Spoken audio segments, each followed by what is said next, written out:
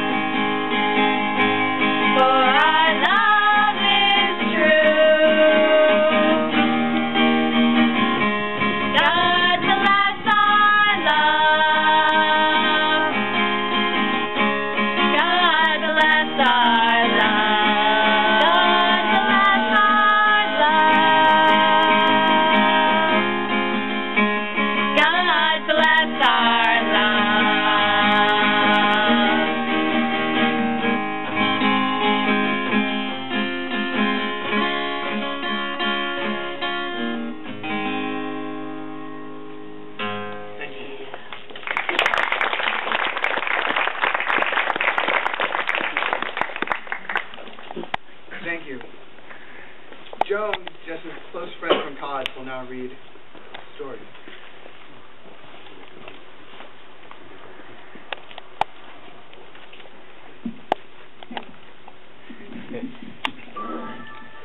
This is a true story about love, music, and the universe. It concerns a time capsule that NASA launched into outer space 22 years ago. Years ago, NASA recorded a golden record unlike any others found on this planet. For one, there were only 2 copies ever made, and both were destined for the universe. Passengers on the Voyager 1 and 2 space shuttles, which were launched toward Jupiter and Saturn in the fall of 1977. Each record held a collection of sounds and images compiled by a committee of scientists led by the astronomer Carl Sagan. The team had just 6 months to collect what they felt would best represent humanity and life as Earth has known it. The final message included, among other things, greetings in 59 languages, a baby's cry, a Navajo night chant, a whale's song, Stravinsky's Rite of Spring, Chuck Berry's Johnny Be Good, and the sound of a human heartbeat. Though the shuttles themselves have an operating lifespan of about 50 years, engineers predict that these golden records will last for 1 billion or more. What is less known about the project is that as the record came together and as the space shuttle's launch date approached, two people, Sagan and the project's creative director, Annie Druyan, fell deeply in love. On June 1st, halfway through the project, Sagan received a routine message from Druyan at his hotel. Halfway through, he realized that he had to, right in that moment, finally declare his love for her. When he called her, they barely had to say what each other was thinking. Druyan asked, "Do you mean for keep?" And Sagan responded, "Yes, for keep. Let's get married."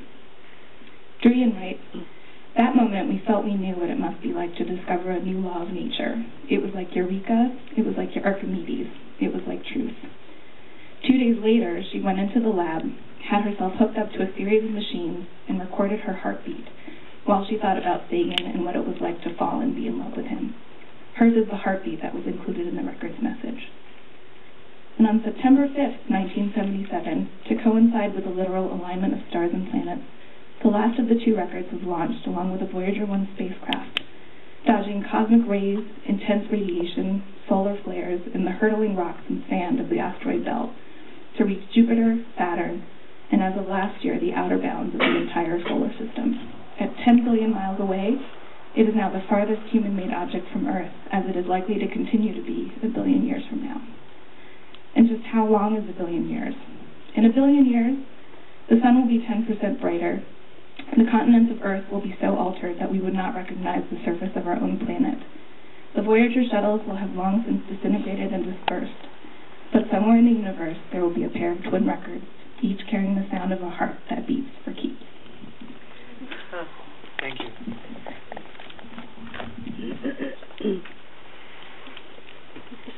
Albert, Justin John's close friend from grad school, will now read a poem.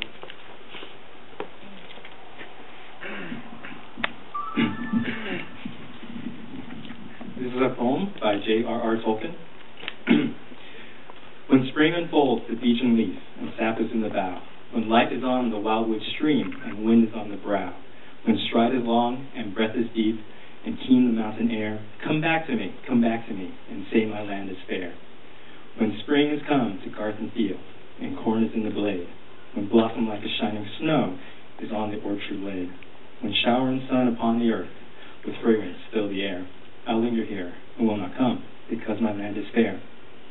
When summer lies upon the world, and in a noon of gold, beneath the roof of sleeping leaves, the dreams of trees unfold. When woodland halls are green and cool, and wind is in the west, come back to me, and say my land is best. When summer warms the hanging fruit, and burns the berry brown, when straw is gold, and ear is white, and harvest comes to town.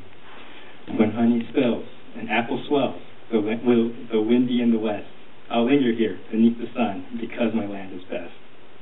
When winter comes, the winter wild that hill and wood shall slay, when trees shall fall, and starless night devour the sunless day.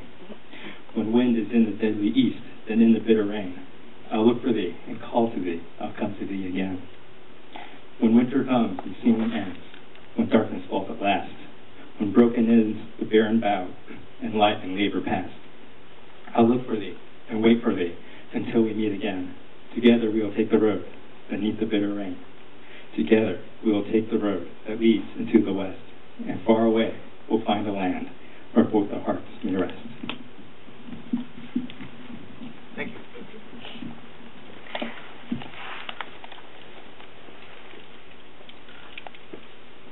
Now I get to talk.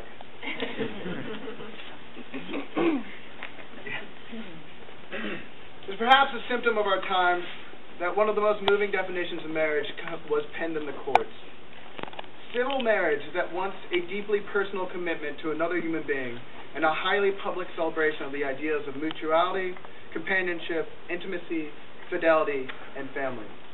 It is an association that promotes a way of life, not causes, a harmony in living, not political faith, a bilateral loyalty, not commercial or social projects.